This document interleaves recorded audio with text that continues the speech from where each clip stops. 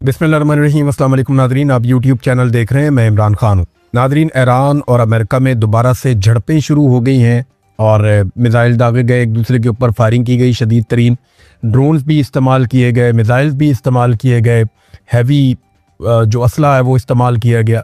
और इस लड़ाई की वजह क्या बनी और पहल किसने की, ये है जी सबसे बड़ा सवाल। अमेरिका की जानिब से इल्ज़ाम लगाया गया कि ईरान ने पहल की है, ईरान की जानिब से इल्ज़ाम लगाया गया कि अमेरिका ने पहल की है। बहरहाल जो वाक़या अभी सामने आ रहा है वो ये है कि अमेरिका क्योंकि एलानिया तौर पे बार बार रोक रहा है, अमेरिका बार बार कोशिश कर रहा है कि ईरान के जो टैंकर्स इस रीजन में आमदरफ्त करते हैं उनको रोका जाए, जो खाली टैंकर्स जा रहे हैं ईरानी बंदरगाहों की तरफ उनको रोका जाए, और जो भरे हुए ईरानी टैंकर्स निकलने की कोशिश कर रहे हैं तो उनको भी रोका जाए। और ये वो एलानिया तौर पर कर रहे हैं और फायरिंग के वाक़यात भी होते हैं, वो टैंकर्स के ऊपर अटैक भी करते हैं, और ये उन्होंने बाकायदा ऐलान करके किया है। तो ईरान ने इसको अपने ऊपर हमला करार दिया था। ईरान ने पहले कहा था कि ये हमारे ऊपर एक अटैक है और ये जंगबंदी की खिलाफ वर्जी है। तो अमेरिका ने जासिक की बंदरगाह के करीब ईरानी ऑयल टैंकर के खिलाफ एक कार्रवाई की। अच्छा, ये जो जासिक की बंदरगाह है ये पाकिस्तान के बॉर्डर के नज़दीक है, यानी अगर आप आबना हुर्मुज़ से गुजर के आ जाते हैं पाकिस्तान की जानिब बड़े समंदर में, जहाँ अमेरिका ने ब्लॉकेज लगाया हुआ है, तो अमेरिका के ब्लॉकेज से बहुत पहले फजीरा की बंदरगाह है सामने वाली साइड पे जो यूएई की है, और यूएई की बंदरगाह के सामने वाली साइड पे जासिक की बंदरगाह है। उसके बाद अगर पाकिस्तान की तरफ चलें तो फिर एक चाबहार बंदरगाह आती है और उसके बाद पाकिस्तान की गवादर की बंदरगाह आ जाती है। तो ये पाकिस्तान से ज़्यादा दूर नहीं है। जिस जगह पे अमेरिका ने निशाना बनाया ईरानी ऑयल टैंकर को, उसके बाद ईरान ने वापस अटैक किया अमेरिका के 3 जंगी जहाज़ों पर। ईरान का जो दावा है या ईरान ने जो बात की, उन्होंने कहा जी कि 3 अमेरिका के ऐसे जंगी बहरी जहाज है जो आबना हुर्मुज़ के अंदर बड़ी खामोशी से दाखिल हो रहे थे, और इसके अलावा अमेरिका ने हमारे टैंकर्स के ऊपर अटैक किया था, तो हमने वापस अटैक किया और उस अटैक के नतीजे में अमेरिका के ये जहाज इनको नुकसान पहुंचा और वो यहाँ से दूर भाग गए। अब ये ईरान का कहना है। ईरान के सरकारी नशरियाती इदारे ने आबना हुर्मुज़ में धमाकों की इतला भी दी है।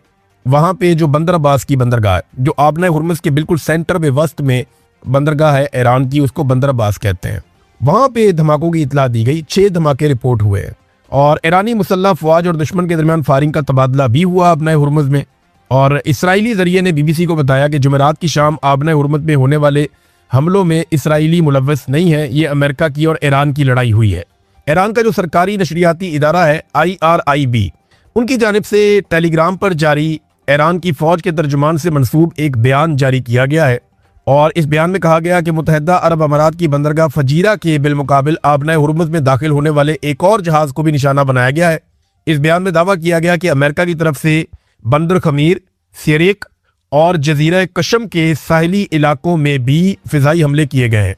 इस बयान में मजीद कहा गया कि ईरान की मुसल्लह अफवाज ने फौरी तौर पर जवाब दिया और अमरीकी फौजी जहाज़ों पर हमला किया जिससे उन्हें नुकसान पहुंचा है। ये बहरी जहाज हैं जिनके ऊपर अटैक किया गया है। अमरीकी सेंट्रल कमांड सेंटकॉम ने दावा किया कि ईरान ने उसके बहरी जंगी जहाज़ों पर उस वक्त हमला किया जब वो आबना हुर्मुज़ से गुजरकर खलीज ओमान की तरफ बढ़ रहे थे, और उन्होंने कहा जी बिला इश्तियाल ईरानी हमलों को अपने नाकाम बनाया और अपने दफा में जवाबी कार्रवाई भी की है। अब सेंटकॉम ये कहता है कि ये एक बड़ा हमला था जो ईरान की जानिब से किया गया। वो ये कहते हैं कि ईरानी अफवाज ने बहुत सारे मिसाइल, ड्रोन, छोटी कश्तियों के जरिए बहुत ज़बरदस्त किस्म का अटैक किया और अमेरिका ने जवाबी कार्रवाई की, लेकिन कोई भी अमरीकी असासा उनका निशाना नहीं बन सका, यानी ईरान ने अमेरिका को कोई बड़ा नुकसान नहीं पहुंचाया। ईरान का दावा है कि उन्होंने नुकसान पहुंचाया है। बहरहाल ईरान के मुख्तलिफ इलाकों में धमाकों की आवाज़ें सुनी गई, और दूसरी जानिब धमाकों की आवाज़ें जो है वो समंदर के अंदर भी आ रही थी। ईरान क्योंकि वहाँ पर बम मार रहा था, तो कुछ ऐसे मनाजिर, कुछ विजुअल भी सामने आए हैं। अब अमेरिका और ईरान एक दूसरे पे इल्ज़ाम तो लगा रहे हैं, लेकिन क्या इससे जंगबंदी वाकई बड़े पैमाने पे खतरे में पड़ जाएगी? देखिए, अमेरिका दोबारा जंग शुरू करना नहीं चाहता। ये हमने पीट हेग्सेट के मुंह से भी सुना और ये बात हमने डोनाल्ड ट्रंप के मुंह से भी सुना। अगर अमेरिका ने जंग करनी होती और एक लंबी जंग में वो जाना चाहता तो मेरे ख्याल में वो चला जाता अब तक, और डोनाल्ड ट्रंप बार बार अपनी धमकियों से वापस ना हटता। यानी डोनाल्ड ट्रंप ने कम से कम, मैंने आपको पिछले वीलॉग में बताया कि 8-9 मरतबा डेडलाइन दी, और हर मरतबा वो अपनी डेडलाइन के बाद सिर्फ एक नई डेडलाइन ही दे पाए, और उन्हें इस बात की समझ आ गई कि ईरान को मारेंगे तो वो वापस मारेगा। और आबना हुर्मुज़ को ताकत के साथ अमेरिका तो खुलवाने से रहा कि अमेरिका, इसराइल और अरब ममालिक मिलकर आबना हुर्मुज़ को ताकत के बलबूते पर नहीं खुलवा पाएंगे। ये पूरी दुनिया से प्रेशर डालना पड़ेगा, खासतौर पर चाइना और रशिया इसमें रोल प्ले कर सकते हैं, लेकिन चाइना और रशिया ये समझते हैं कि ईरान के साथ अमेरिका ने ज्यादती की है और ईरान ने जो किया वो अपने दिफा के अंदर किया है। बहरहाल डोनाल्ड ट्रंप से रब्ता हुआ और एबीसी न्यूज ने डोनाल्ड ट्रंप से टेलीफोन पर बात की है। तो डोनाल्ड ट्रंप ने कहा, जनाब कि ईरान के साथ हमारी किसी किस्म की जंगबंदी खत्म नहीं हुई और जंगबंदी अभी तक बरकरार है। अमरीकी हमलों की तरफ इशारा करते हुए डोनाल्ड ट्रंप ने कहा कि ये बस प्यार भरा एक धक्का है। ये नहीं, हमने अलकायदा पुश किया, ये प्यार भरा धक्का है, ये कोई जंग नहीं है, कोई लड़ाई नहीं है। तो डोनाल्ड ट्रंप ने इससे जान छुड़ाने की कोशिश की। उसके पीछे एक रीजन है। वो रीजन क्या है, जरा आप ये देखिए। यहाँ पे मेरे पास एक खबर है और CIA ने डोनाल्ड ट्रंप को आगाह किया है। ये ऐसा नहीं है कि ये खबर बिला वजह ऐसे फैल गई या किसी मीडिया रिपोर्ट के अंदर से निकली या कोई ईरान का दावा, नहीं। ये CIA का एक दावा है और उनकी रिपोर्ट है और ये इंटरनेशनल मीडिया में छप चुकी है। अमेरिकन इंटेलिजेंस एजेंसी CIA की एक खुफिया रिपोर्ट में एक इंकशाफ हुआ है कि शदीद बमबारी के बावजूद ईरान के पास अब भी अपने तकरीबन 75% मोबाइल मिसाइल लॉन्चर्स और 70% मिसाइल जखीरे बाकी है, बरकरार है। इसको जरा आप समझिए। ईरान ने जितने मिसाइल चलाए या अमेरिका ने ईरान के जितने मिसाइल तबाह किए या जितनी मिसाइल साइट्स के ऊपर अटैक किया, वो सारा मिलाकर ईरान का जो टोटल मिसाइलों का नुकसान हुआ है, जो चला दिए, जो जाया हो गए, जो तबाह हो गए, वो है 30% और बाकी जो बच गए हैं वो 70% है। डोनाल्ड ट्रंप का दावा कुछ और है, लेकिन CIA की रिपोर्ट और खुफिया रिपोर्ट कुछ और कह रही है कि ईरान के पास कम से कम अपना 70% जखीरा बाकी है मिसाइलों का।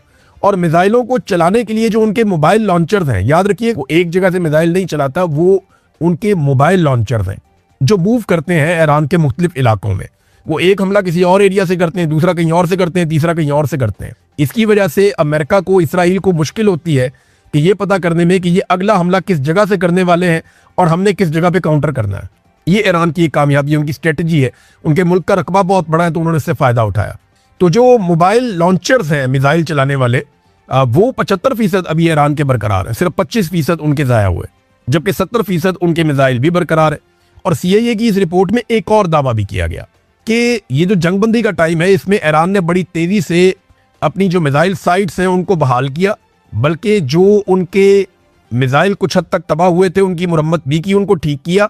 और उसके अलावा दोबारा से अपनी प्रोडक्शन भी कई चीज़ों में उन्होंने शुरू कर दी, जैसे कि वो ड्रोन बनाते हैं, वो मिसाइल्स बनाते हैं।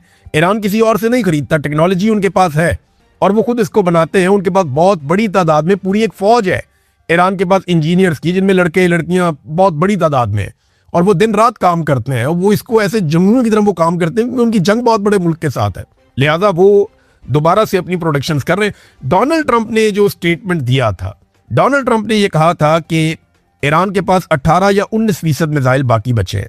उन्होंने कहा, जी मशरिक वस्ता जंग ने हमारी 2 साल की इज्तिमाई काविशों को नुकसान पहुंचाया है। यानी शहबाज शरीफ साहब ये बता रहे हैं कि हमने बहुत सारी चीज़ें ठीक कर ली थी और पाकिस्तान जो है वो बेहतर ट्रैक पे चला गया था। हमारी जो 2 साल की कोशिशें थी मुश्तरका, जब मुश्तरका कहते हैं तो वो फील्ड मार्शल को अपने साथ शामिल करते हैं कि हमने जो कुछ भी किया उसको नुकसान पहुंचा। तो रिकॉर्ड जरा थोड़ा सीधा कर लें। एक तो ये है कि ऐसा बयान ना बांग्लादेश ने दिया, ना इंडिया ने दिया, ना श्रीलंका ने दिया, ना अफगानिस्तान ने दिया। खित्ते में किसी मुल्क ने यह नहीं कहा कि इस जंग ने हमें नुकसान पहुंचाया।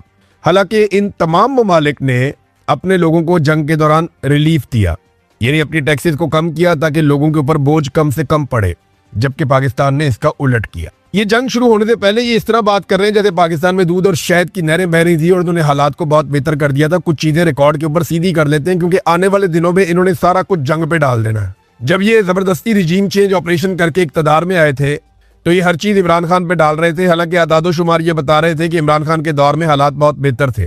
आज इनके अपने साथी, चाहे वो मिफ्ता इस्माइल हैं, चाहे वो मोहम्मद जुबैर हैं, चाहे वो शाहिद खाकान अब्बासी हैं, वो गवाही देते हैं कि इमरान खान के दौर में हालात बहुत बेहतर थे। असल तबाही इन्होंने आने के बाद फेरी है। ये पहले इमरान खान पे डालते रहे, बाद में इनको 9 मई मिल गया। फिर इन्होंने अपनी हर परेशानी, अपनी हर बुराई, अपनी हर नाराजगी और नकम्मापन 9 मई के पीछे छुपाना शुरू कर दिया। ये जो बुरा करते थे, जो तबाही फेरते थे, 9 मई के पीछे जाकर छुप जाते थे। और अब इन्हें छुपने के लिए खित्ते के अंदर एक छोटी सी जंग मिल गई है। छोटी जंग इसलिए कह रहा हूं कि ये ईरान और अमेरिका के बीच में ना हमारा तो लेना देना ही कोई नहीं है इसमें। अब ये हर चीज, हर तबाही को उसके पीछे छुपा रहे हैं, ऐसे जैसे बहुत बड़ा माशी नुकसान हो गया हो। दुनिया में किसी भी मुल्क ने इस जंग से इतना मुनाफा नहीं कमाया जितना पाकिस्तान की हुकूमत ने कमाया। दुनिया भर के ममालिक ने अपने लोगों को सब्सिडीज दी हैं, दुनिया भर के ममालिक ने अपने टैक्सेस को कम किया है, दुनिया भर के ममालिक ने अपने कौमी खजाने में बोझ डाला और लोगों को रिलीफ दिया है। जबकि पाकिस्तान इस जंग के दौरान दुनिया का वो वाहिद मुल्क है जिसने लोगों की जेबें काटी हैं। सबसे ज्यादा पेट्रोलियम मसनूआत की कीमतें हमने बढ़ाई, सबसे ज्यादा टैक्सेस हमने लगाए, बिजली और गैस की कीमतें हमने बढ़ाई। तो पाकिस्तान ने जो कुछ इस जंग के नाम पे किया और इस जंग के बहाने जो कुछ पाकिस्तान अवाम के साथ किया, उसकी मिसाल पूरी दुनिया में किसी मुल्क में नहीं मिलती। तो इन्होंने तो जंग से मुनाफा कमाया, ये कैसे कह सकते हैं कि जंग ने तबाही फेर दी मईशत की। तो ये एक नया इनको हथियार मिल गया है। एक तरफ इन्होंने जेबें भरी, अवाम की जेबें काटी, और दूसरी तरफ अवाम पे ही एहसान चढ़ा रहे हैं कि हम पता नहीं क्या करने वाले थे। जंग से पहले हालात क्या थे जरा ये देख लें आप। जो गुर्बत और बेरोजगारी है उसके रिकॉर्ड जंग शुरू होने से पहले टूट चुके थे। महंगाई अपने उरूज पर थी, मईशत जंग शुरू होने से पहले ही तबाह हो चुकी थी। पेट्रोल, गैस और बिजली की कीमतें कई गुना बढ़ चुकी थी जंग शुरू होने से पहले, और जंग शुरू होने के बाद तो इन्होंने बिल्कुल ही तबाही फेर दी। सरमायाकारी 50 साल की कम तरीन सतह पर जंग शुरू होने से पहले ही आ चुकी थी। तरक्याती प्रोग्राम और जितने भी बड़े बड़े मंसूबे हैं पाकिस्तान में, वो जंग शुरू होने से पहले ही इन्होंने बंद कर दिए हुए थे। एक्सपोर्ट्स लगातार गिर रही थी और मालियाती खसारा पाकिस्तान का बढ़ रहा था। ये जंग शुरू होने से पहले की मैं आपको बातें बता रहा हूँ। तो जो इन्होंने पाकिस्तानियों के साथ किया वो ऐसा ये अब फील करवा रहे हैं जैसे 2 महीने पहले पाकिस्तान बिल्कुल ठीक था और ये जंग की वजह से पता नहीं कितनी तबाही होगी। हालांकि जंग की वजह से इन्होंने पैसा इकट्ठा किया है, इन्होंने अवाम का खून निचोड़ा है जंग की वजह से, और जंग के बहाने इन्होंने लोगों की जेबों से वो माल निकलवाया जो नॉर्मल हालात में ये निकलवाते तो लोग इनके गले पड़ जाते। इन्होंने जंग को भी अपने लिए कमाई का एक जरिया बनाया। अपोजिशन ने इसके ऊपर एक पोजीशन ली है। पहली मरतबा अपोजिशन जो है वो अपोजिशन वाला काम करने जा रही है, थोड़ा सा उन्हें अप्रिशिएट करना चाहिए। मोहम्मद जुबैर और बाकी अपोजिशन के लोग सब बैठे थे, तो इन्होंने कहा कि मौजूदा हुकूमत को 4 साल मुकम्मल हो गए हैं और ये बहुत लंबा अरसा होता है। अली परवेज मलिक बार बार आते हैं और 70 साल की बात करते हैं कि जनाब फलानी नाकामी हो गई, फलानी नाकामी हो गई। ये अब नाकामियों का एतराफ़ करना शुरू हो गए हैं। इस हवाले से अपोजिशन एक वाइट पेपर जारी करने जा रही है जिसमें यह बताया जाएगा कि 10 शोबों में किस तरीके से तबाही आई पाकिस्तान में। इसमें एनर्जी का शोबा भी होगा, मईशत का होगा, रेमिटेंसेस का होगा, एक्सपोर्ट्स का होगा, जो जो शोबे हैं, किसानों का एक पूरा शोबा है ज़राअत का, वो है, उस पर बात करेंगे। इंडस्ट्री कैसे पाकिस्तान में तबाह हुई, इस पर बात करेंगे।